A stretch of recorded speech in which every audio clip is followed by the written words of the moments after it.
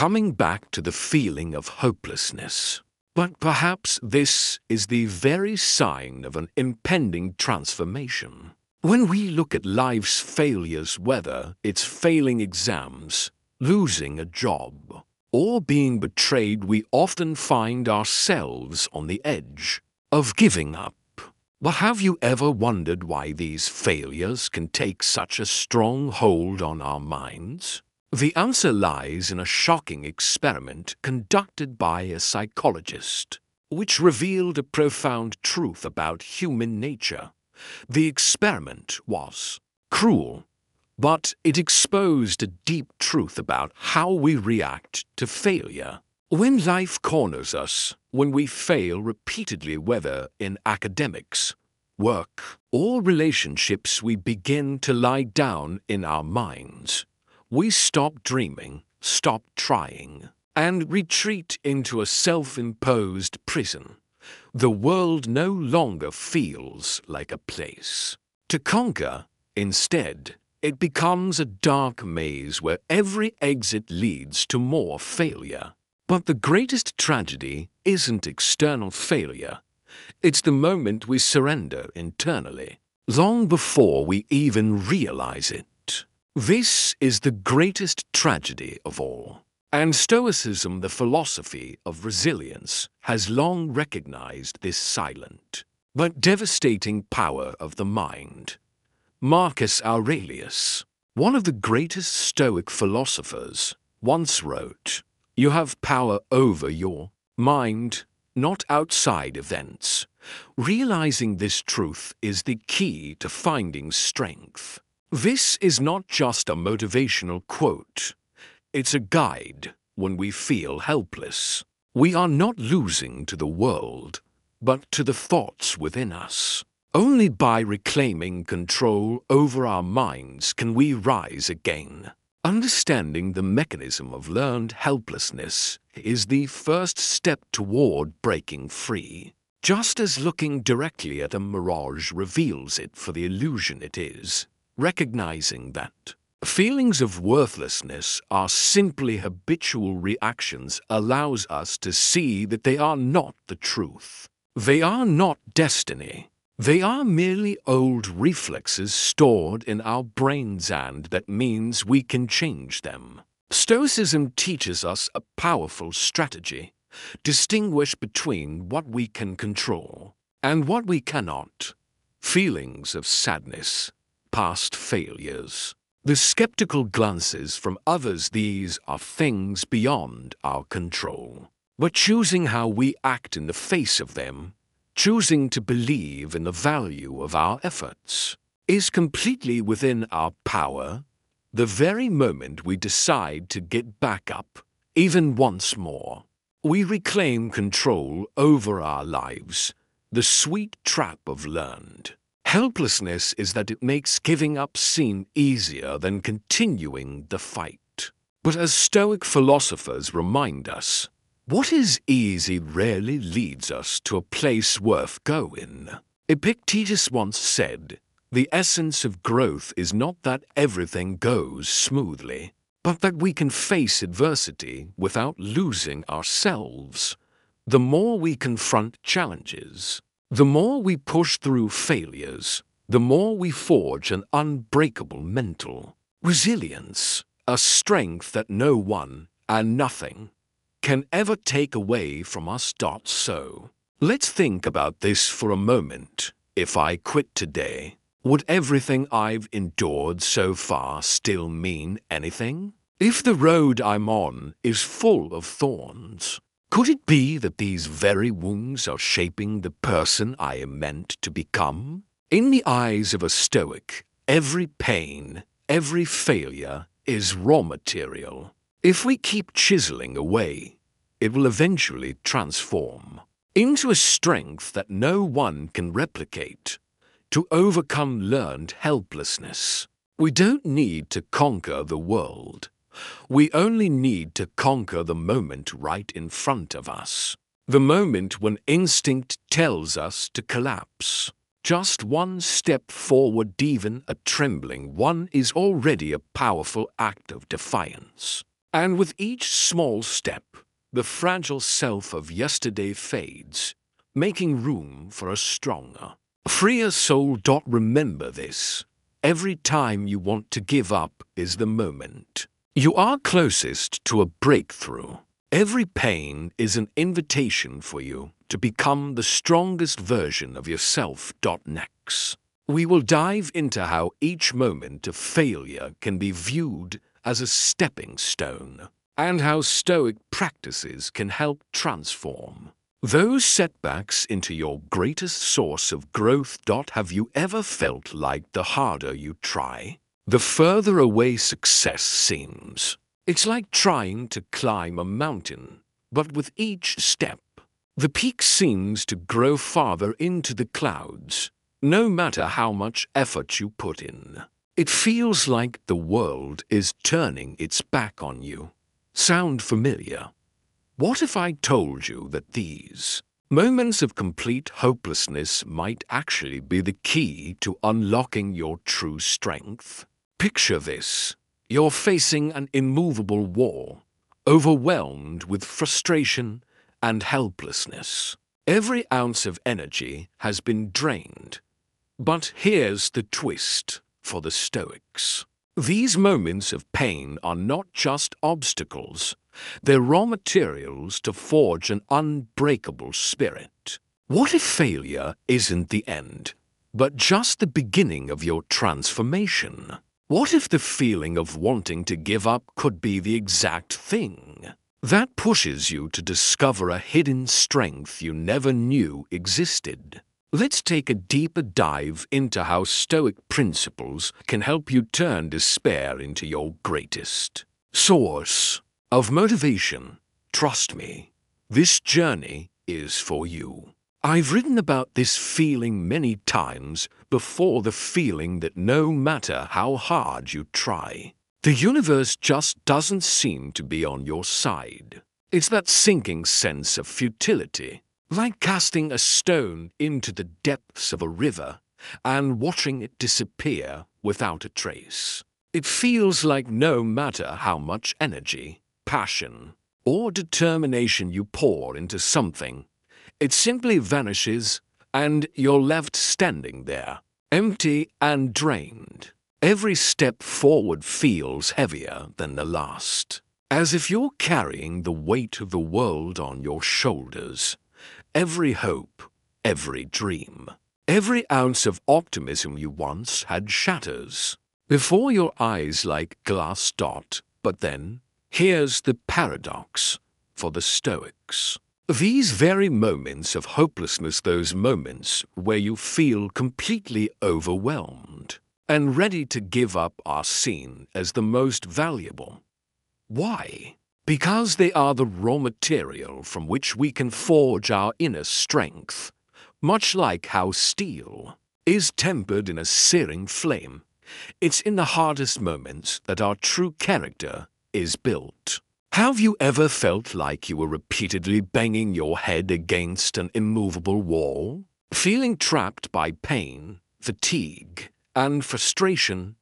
It's almost as though there's no way out, no solution, and certainly no way forward. But what if I told you that in these very moments, you have an incredible opportunity to transform these feelings of helplessness, which can seem like an endless loop of failure, are not merely reactions, they are what psychologists call learned helplessness. The theory of learned helplessness was first introduced by psychologist Martin Seligman, who conducted a famous experiment involving dogs placed in cages, where they were subjected to electrical shocks. Initially, the dogs tried everything they could to escape, barking and struggling in panic. But after repeated failures, when every attempt to flee was met with the same painful outcome, they stopped trying. Even when the door was eventually opened and freedom was within their reach, the dogs simply lay there, motionless and resigned, as though they had given up entirely. They learned that no effort could change their situation, and that feeling of helplessness became ingrained in their behavior. This is the learned helplessness that we often experience in our own lives. The feeling that no matter what we do, no matter how hard we try, the outcome will always be the same. Our minds record this lesson. Effort leads to disappointment, and resistance is futile. But here's the twist: Stoic philosophy teaches us something radically different. The Stoics believe that it is not our circumstances that define who we are, but the way we choose to face them. It's our response to adversity that shapes our character and our future. Instead of surrendering to despair, the Stoics offer us a powerful alternative. We have the power to transform these moments of suffering into stepping stones for growth. If you're standing on the edge of surrender, feeling like you've reached your breaking point, I ask you to stay with me a little longer. The journey I'm about to take you on isn't just about enduring hardship. It's about turning your struggle into your greatest source of motivation. So let's begin with principle number 1. Recognize learned helplessness. There are days, aren't there, when you wake up and everything seems to be falling apart? No matter how much effort you put into yesterday, it feels like you've made no progress. You've poured your heart and soul into something, and yet it feels like you're standing still. And then comes that small voice inside your head. What's the point? All of this is pointless. And from that moment, everything starts to feel heavy. Your steps falter, your enthusiasm wanes, and slowly but surely, your will starts to withdraw. If you've ever felt this way, know that you are not alone. This feeling has a name: learned helplessness. It's the psychological state that keeps us stuck, convinced that no matter what we do, we'll never break free from the cycle of failure. But don't worry, we're just getting started. What if I told you that by recognizing this feeling for what it truly is, you could begin to dismantle its hold over you? What if acknowledging that you're in this state could be the first step toward breaking free? As we continue this journey, we'll explore the 7 Stoic principles that can help you turn the experience of learned helplessness into a powerful source of motivation. These principles, rooted in ancient wisdom, hold the potential to transform your mindset and give you the strength to rise above even the most overwhelming circumstances. Stay with me, because the path to a new, more resilient you is just beginning. Remember, when everything feels uncertain, there is power in the mind, and that is where the true strength lies. When life feels like it's slipping away, when careers crumble, relationships fall apart, and health deteriorates, we often find ourselves screaming in desperation, trying to change everything around us. It's easy to feel like you're losing grip on everything. But it's in these very moments that Stoic philosophy offers us a profound, almost ruthless yet incredibly liberating truth. Some things are within our control, and some things are not. Pause for a moment. Visualize 2 circles. The smaller inner circle represents everything we can control: our attitudes, our actions, our reactions. Surrounding it is the larger outer circle, the world outside of us, comprising external events, the opinions of others, opportunities, and outcomes. The lesson here is simple yet powerful. We cannot control the larger circle, but we have full sovereignty over the smaller one. Now, think about this. What would happen if we spent all our energy focusing only on what we can control? The results can be nothing short of transformative. Let's look at an example. Imagine an athlete who collapses after an injury, once a symbol of speed and strength. Now even taking a few steps feels like an unbearable challenge. In his despair, he longs to return to the arena immediately. He wishes his muscles could heal overnight. But that longing, as much as it stirs his heart, lies outside of his control. He can't will his torn muscles to regenerate, nor can he rush his body's healing process. What does he truly control now? Patience. The only thing within his control is getting up each day despite the pain, enduring the slow, tedious physical therapy, and pushing through the excruciating aches without complaint. And in those long, difficult days, victory doesn't come from winning a medal. No, it quietly takes root inside. It's the victory over impulsiveness. The victory over the fear of failure when the athlete's body finally recovers. It's not just about returning to the track or field. It's about becoming a tougher, more resilient version of himself, one forged through inner discipline. The true victory, the Stoic victory, is in how we endure, how we rise even when everything feels like it's against us. Consider the story of J.K. Rowling, a single mother, unemployed, surviving on welfare, and holed up in a small, freezing Edinburgh apartment. She was struggling just to survive, but in her hands, she clutched the manuscript of Harry Potter, the beginning of something extraordinary. Many would have said her situation was hopeless. She had every reason to give up. But what was within her control? The effort she poured into the manuscript, the determination to write, despite all the obstacles. Her story is a perfect example of how, when everything around us seems out of control, we still have the power to choose our actions. By focusing on the things that were within her control, like her writing, and by refusing to give in to the despair of her circumstances, Rowling achieved something that changed the world. This is the Stoic principle in action. Focus on the things you can control. Let go of the rest.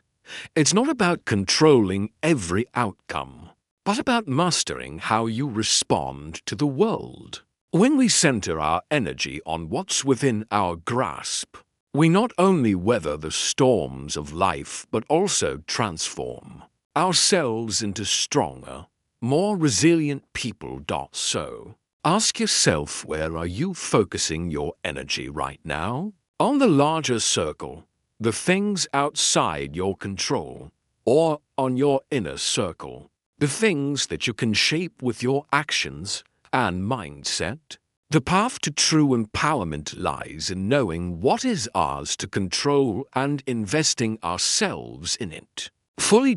As we continue exploring the Stoic path, we look at how to apply this focus in everyday life, turning each moment of challenge into an opportunity to build strength. Are you ready to dive deeper into how Stoicism can help you rise from any circumstance? Stay tuned, because the next principle will show you how to keep moving forward even when the odds seem stacked against you, just like we've seen before. Sometimes it's not about controlling the world around us, but mastering our response to it. Loneliness, poverty, hopelessness. These three forces could have easily broken someone down, leaving them defeated. Yet, For J.K. Rowling, they became mere stepping stones on her way to greatness after pouring her heart and soul into her manuscript. She sent it out to publisher after publisher. 12 failures, 12 closed doors. Rejection after rejection, each one colder than the last. Imagine that. After every no, she could have let humiliation and doubt consume her. She could have believed that success was something out of her control, something only in the hands of others. In that moment, the magic of Harry Potter could have easily died before it ever began. But she didn't let that happen.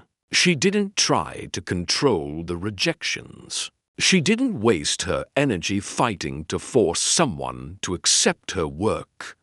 Instead, she stayed focused on her small circle, her own attitude, her actions, her effort. She rewrote, she edited, and she submitted again. She let go of controlling the outcome, understanding that some things just unfold in their own time. And then, on the 13th try, a door opened. It wasn't magic. It wasn't luck. It was simply the natural reward of persistence and focus on what was hers to control. Her response, her effort, her commitment. This isn't just a motivational story. It's an example of the Stoic strategy Epictetus laid out centuries ago. His words, "Some things are up to us, and some things are not," invite us to reflect on every frustration, every disappointment, and ask ourselves, how much of this pain is real, and how much is caused by clinging to things beyond our control? When we stop trying to control everything outside of us, we stop being tossed around like puppets. We become warriors who hold the reins of our destiny. The paradox is clear. The more we let go of what we cannot control, the stronger we become. The more we pour our energy into shaping our attitudes, actions, and responses, the more we turn life rejections, failures, and all into a journey of true ownership. It's like climbing a mountain in the dark. You can't clear the fog, but you can control each step you take. You save your willpower. You save yourself from the exhaustion of fighting meaningless battles. And then, as you continue to focus on what's in your grasp, something extraordinary happens. The results you once thought were impossible slowly start to shift. But this isn't the easiest path. There's something even harder than distinguishing between what we can and cannot control. It's taking action when you can't see the way out. How do you keep moving forward when the way ahead is unclear, when reason and faith seem to have dried up? How do you act when all you can see is darkness? In the next section, we will explore the Stoic principle of having the courage to act even when you see no way out. This is a tough but essential lesson in becoming an unextinguishable flame, one that refuses to be snuffed out by circumstance. But first, let's take a look at how Mark, a man who hit rock bottom twice, demonstrated the true power of Stoic courage. As we've just seen, the power to rise comes from within, not from our circumstances. But how do we keep going when every step forward feels like an impossible challenge? Do not accept helplessness in Stoicism. This is called the courage to act even when everything feels uncertain, with no promises of success and no light at the end of the tunnel. It's a lesson in resilience and courage that echoes through the ages. Seneca once said, "You have power over your mind, not outside events." Realize this, and you will find strength. It's a simple yet piercing truth, one that could change everything for you. You see, most of our fear, anxiety, and despair don't come from actual events, they come from the scenarios we create in our own minds when life presents difficulty. We often exaggerate the threat, imagining the worst-case scenarios, but more often than not, those disasters never actually happen. And even when they do, they're usually far less devastating than we had imagined. Look around, and you'll find the world is full of such tests. Take a new mother, for example. She's exhausted, anxious, and battling sleepless nights. In that moment, will she collapse under the weight of it all? Or will she rise and nurture each precious moment of love, no matter how difficult it feels? Or consider a student who has just failed a university entrance exam.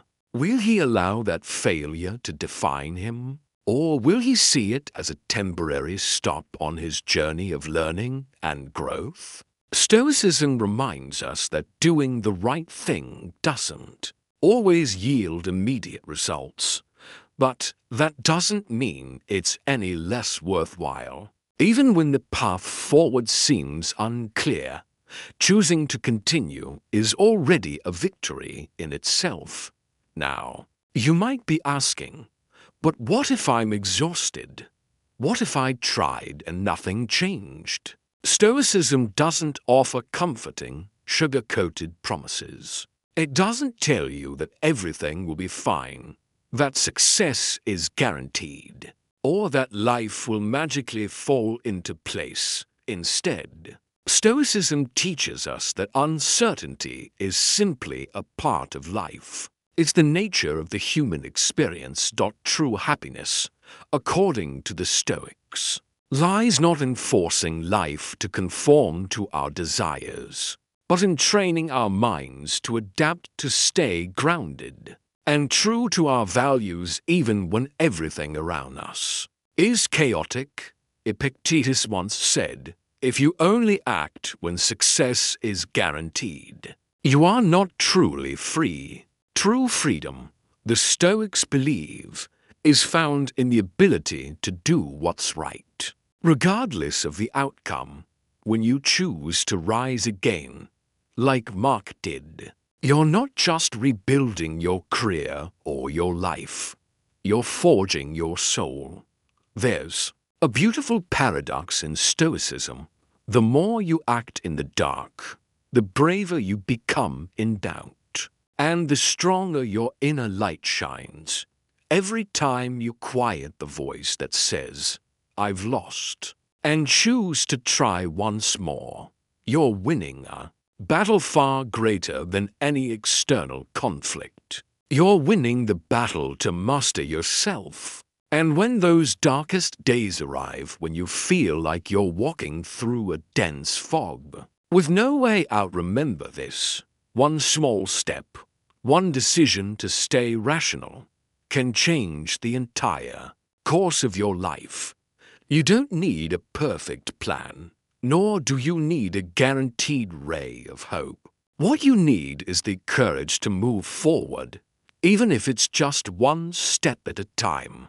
Now, I want to ask you, have you ever faced a moment when you thought you'd fall, but chose to rise instead? Share your story in the comments below. It could be the spark of inspiration someone else desperately needs right now. And if you want to continue training your courage every day, don't forget to hit subscribe and join our Stoic community.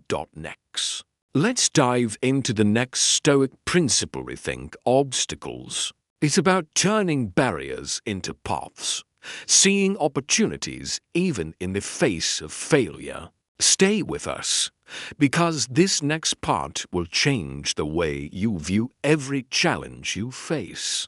As we've just seen, the Stoic mindset teaches us the strength to keep moving forward even when life presents its greatest challenges.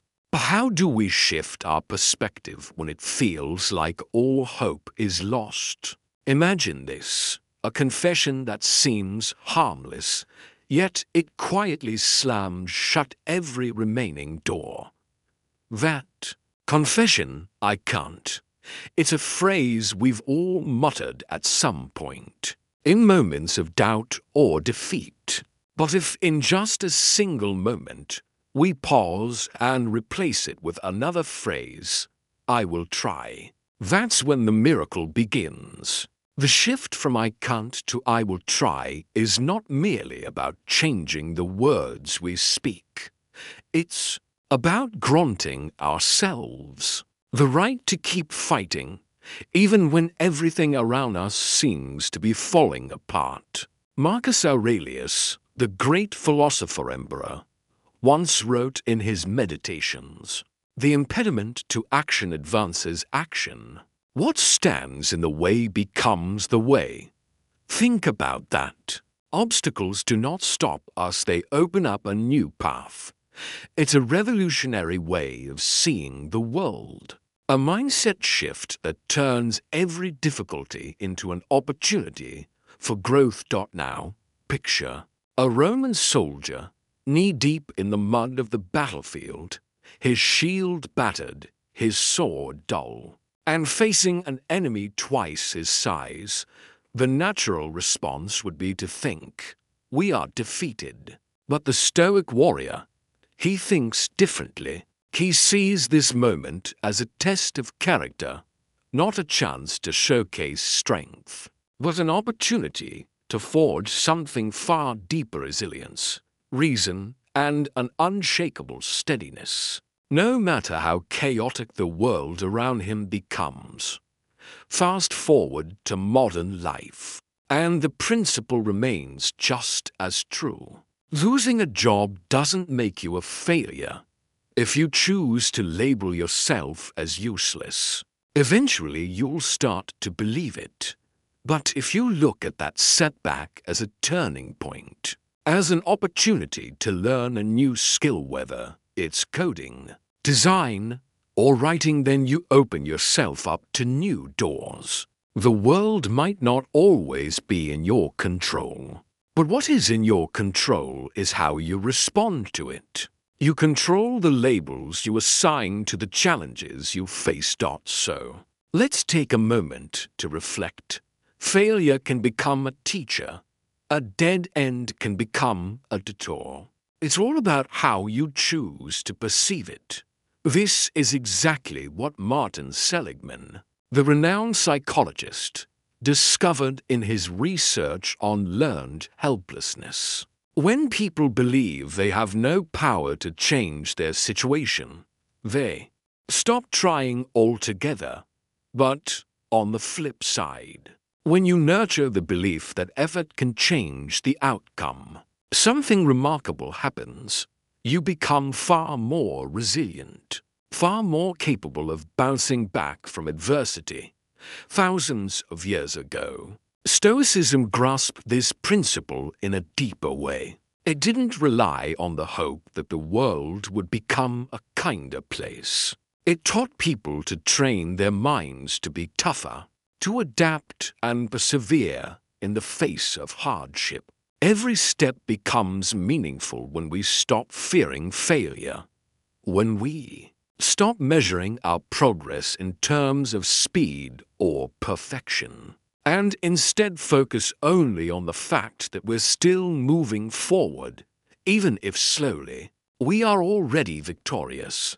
The journey becomes the reward, and each small victory is a testament to our strength. Now that we've redefined failure and embraced the power of persistence, let's explore the next principle, turning obstacles into paths. Stay with us, because this mindset shift will give you the tools to navigate any storm life throws your way. As we've just seen, redefining obstacles is key to transforming our lives. Now, let's dive deeper into the power of community. Because sometimes what we need most is not to fight alone, but to fight together. A student who fails an entrance exam doesn't have to see it as the end of their journey. Instead, it could be the turning point that forces them to find a path more aligned with their true passions and talents.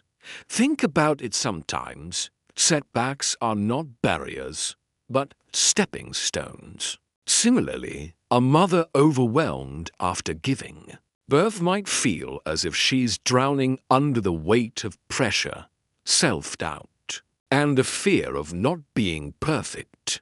But what if, even in her exhaustion, she chooses to continue, striving to love each day? No matter how hard it feels, she will realize that the greatest battles are often fought in silence.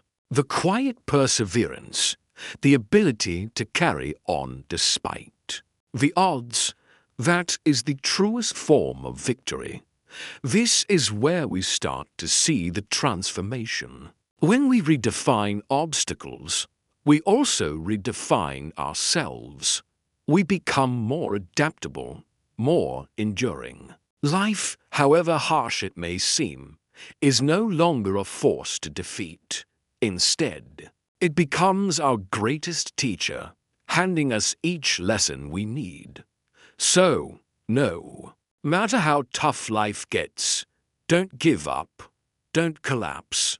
If you fall, use the ground itself as a springboard to rise again. Look straight at the obstacle before you and smile. You will not stop me. You are simply the path I must walk. Now, let's explore a principle that deepens this process even further. Principle number 5: connect and train your mind with the community. There are days when our inner world feels like a battlefield, shattered into pieces. Our willpower starts to erode, and our desire to keep going crumbles into fragments too small to gather. In those moments, instinct tells us to withdraw, to isolate ourselves, to wallow in disappointment, and to shut our hearts off from the world. But here's the truth. It's precisely during those dark moments that what we need most is not solitude, but connection. We need a hand reaching out from the community, pulling us back from the pit of despair. Seneca, the Stoic philosopher, understood this well. He didn't simply write letters to Lucilius for intellectual exchange. He used them as a form of spiritual reflection, a way to connect and strengthen each other's resolve.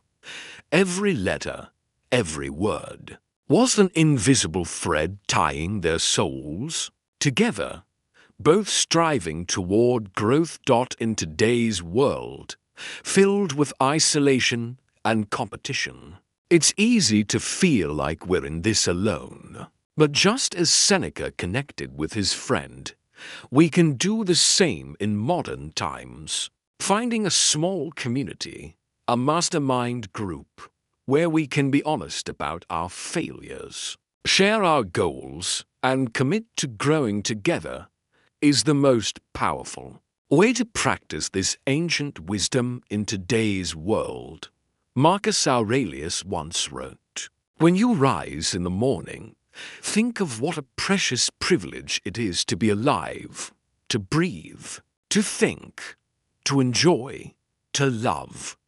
Living isn't just about existing. It's about feeling, thinking, connecting. And through connection, we find a mirror that reflects our true selves, imperfect, yet moving, yet striving. Imagine the impact of connecting with others who understand your struggle. When you talk to a companion, when you hear someone share their own battle with doubt, failure, and the temptation to give up, when you realize that you're not alone in this journey, something powerful happens. The scratches, the falls, the empty mornings, They are not just your own, they're part of the shared experience of every soul that dares to yearn for something greater. Now, picture a mother, exhausted from sleepless nights, doubting her ability to be a good mother. But what if she had a friend, someone who texted her every morning, reminding her, "You're okay. Just one more day, one small step at a time"? That small act of connection would take some of the weight off her shoulders, reigniting the strength she didn't even know she had. So, remember, the power of community is not just about support. It's about strengthening your resilience, rediscovering your inner strength, and knowing you're never alone in your struggle. Now, let's dive into the next principle, one that shows us how we can turn our setbacks into growth opportunities. Stay with us, because this next step is where the real transformation begins. As we've discussed, the importance of connection in overcoming challenges cannot be overstated. Now, let's explore how community and hope play pivotal roles when everything feels lost. Imagine a bankrupt entrepreneur standing amidst the wreckage of his finances, the weight of failure pressing down on him. The financial collapse might feel like the end. What a small mastermind group, just 2 or 3 people who've stumbled before, could give him a reason to keep going. In the same way, picture a student who has failed their university entrance exam, drowning in a sea of disappointment. The emotional burden feels unbearable. But if they find a community that shares similar experiences, they realize that failure is not an end. It's simply a necessary twist in the journey to success. Modern science backs this up. Martin Seligman, the father of positive psychology, discovered that one of the greatest factors helping people overcome depression and maintain optimism is meaningful social connection. And it doesn't have to be a large group.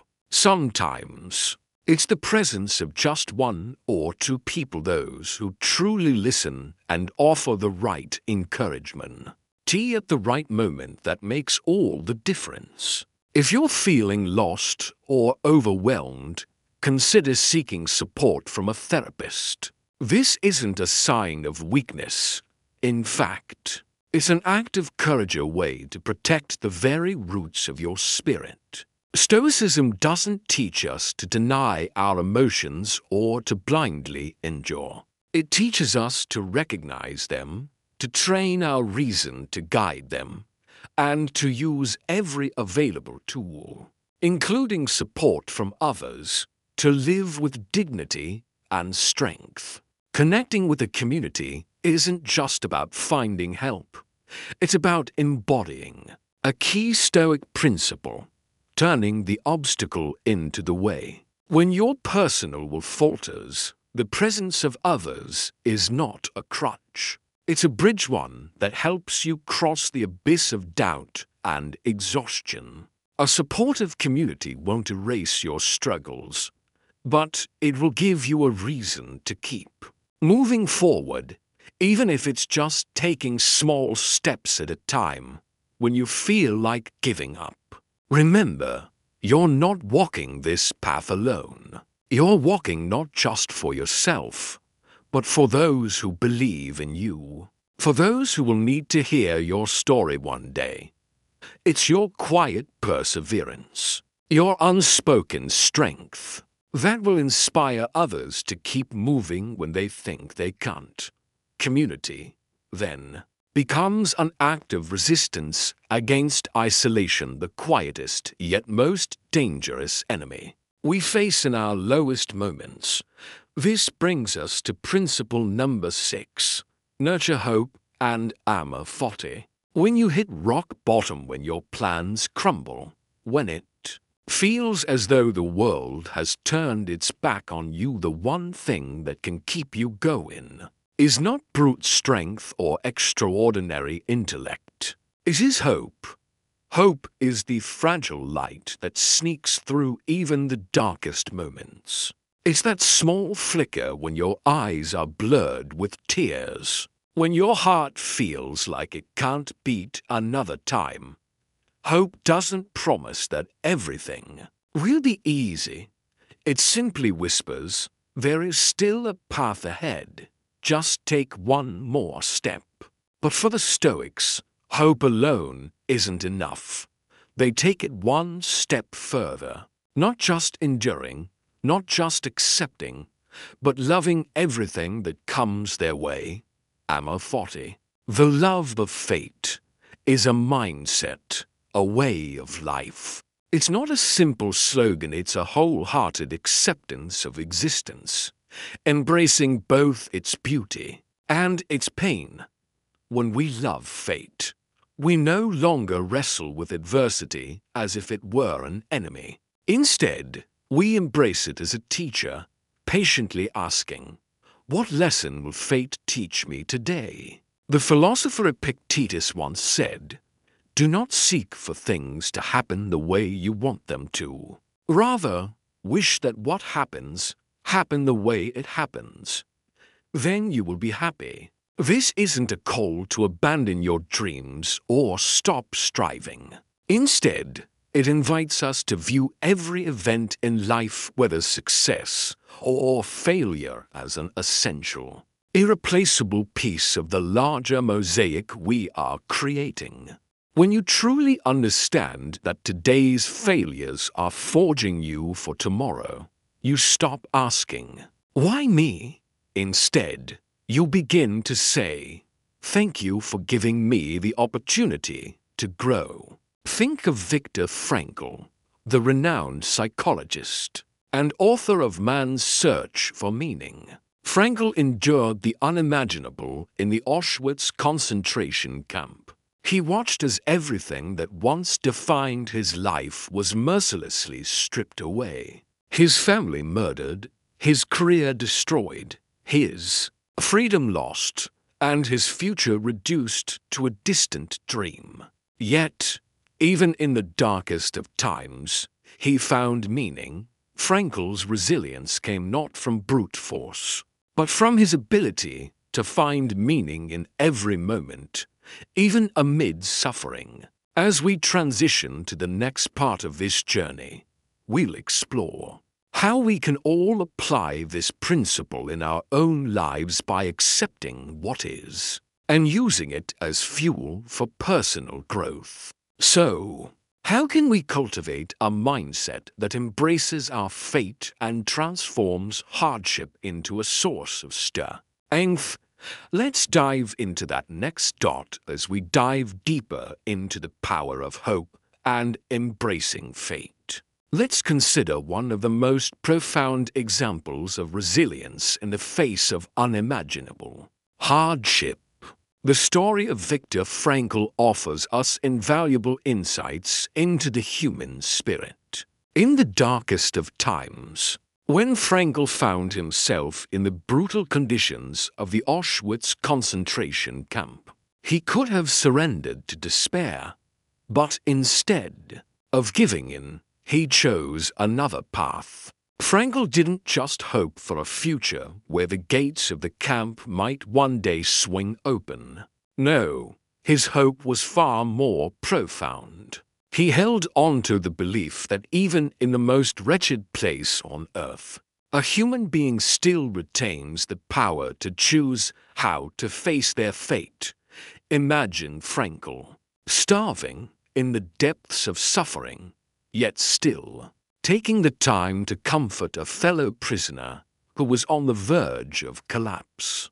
Picture him sharing his last crust of dry bread with someone who was also hungry, knowing that he, too, was starving.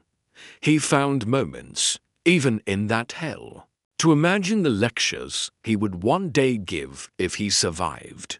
In doing so, Frankl preserved not only his own dignity, but the dignity of those around him. This wasn't just the instinct for survival. It was an act of true armor 40 loving fate, not because it's easy, but because it pushes us to grow, even in its most brutal forms. Frankel's story illustrates a powerful truth. Everything can be taken from a man, except for one thing, the last of human freedoms, which is the ability to choose one's attitude in any given set of circumstances. In the face of unthinkable suffering, Frankl chose his response, and in doing so, he asserted his freedom. He was not merely surviving, he was living with purpose and dignity.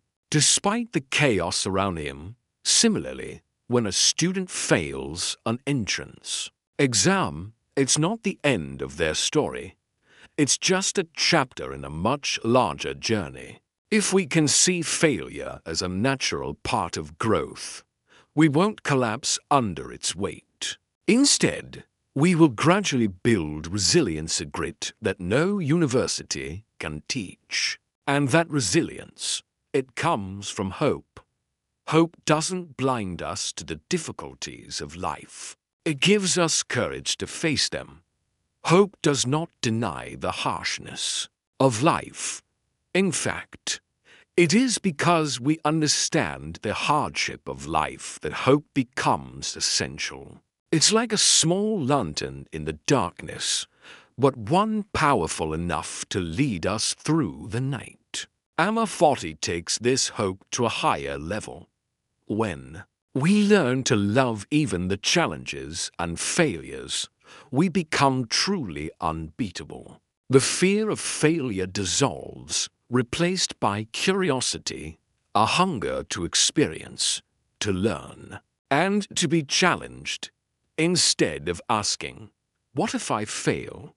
you begin to ask, "What incredible lesson might I learn from this failure?"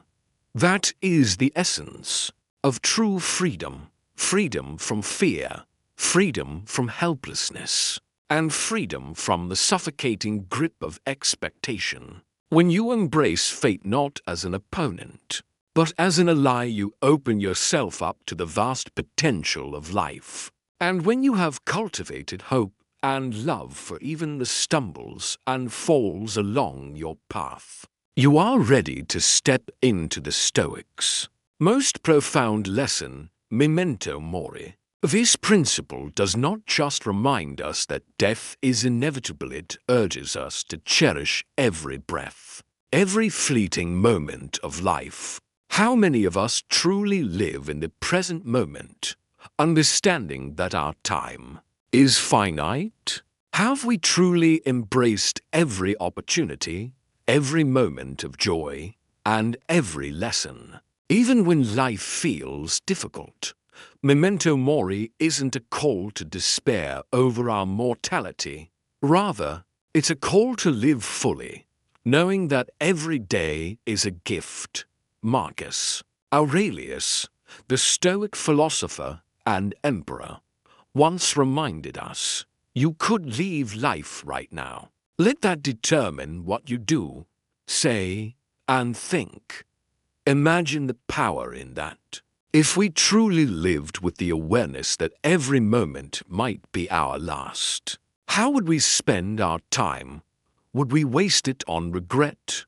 Or would we choose to live fully, embracing each moment as it comes, no matter how imperfect? As we turn the page on this chapter of our journey, let's consider how this powerful principle of memento mori can transform not only how we face the obstacles in our lives, but also how we choose to spend the precious time we have.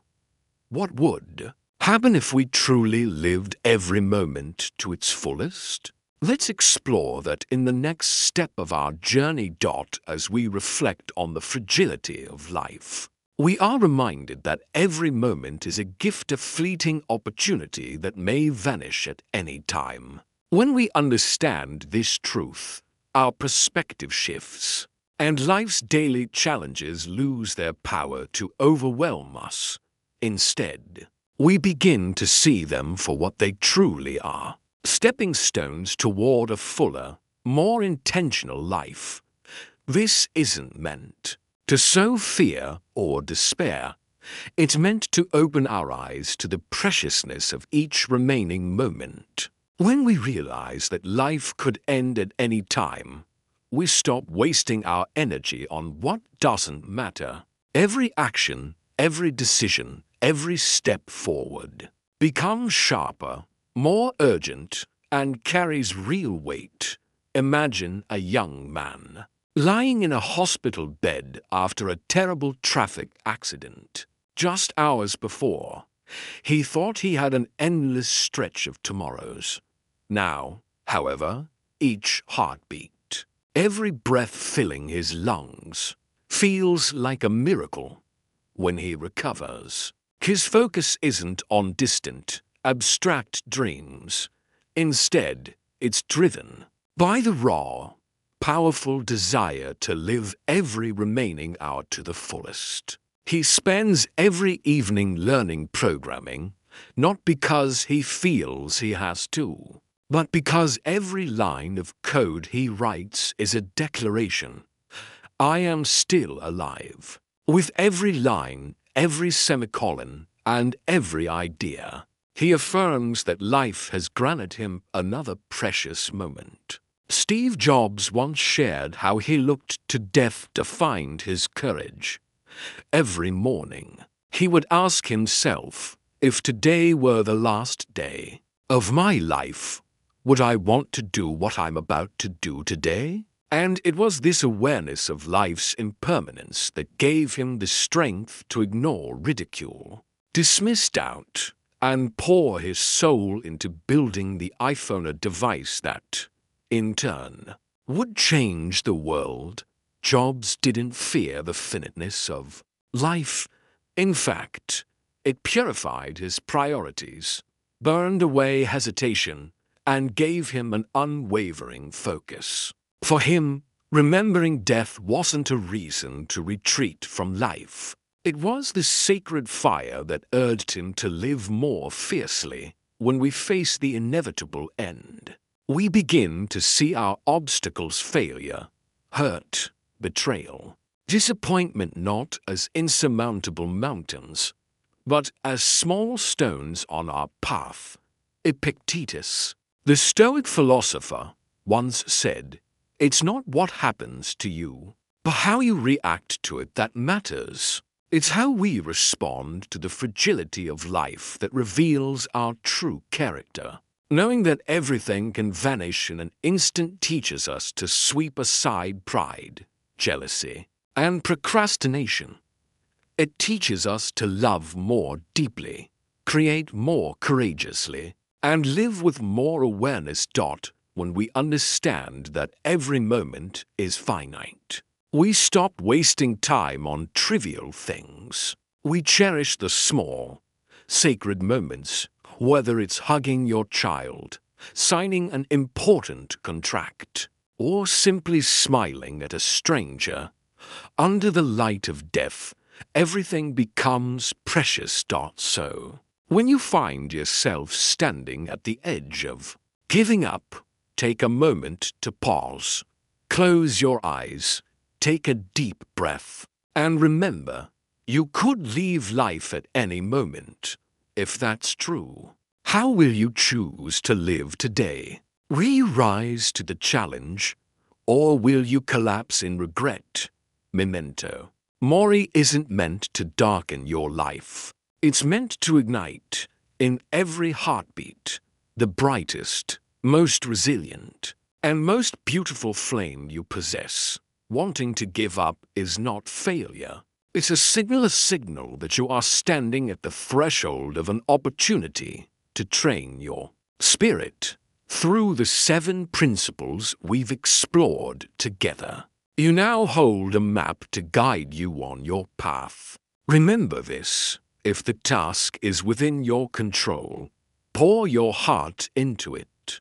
If it's beyond your control, smile and accept it as an inevitable part of the universe. Now, I invite you to reflect on a moment when you almost gave up. Write down just a few lines about that moment. Then, add one small action, just a tiny first step that you commit to taking today. Even the smallest action, when rooted in intention, can propel you forward. If you want to continue walking this Stoic path with us, don't forget to hit subscribe. Together, we'll train our minds, stay steady through life's storms, and live each day with a clear purpose.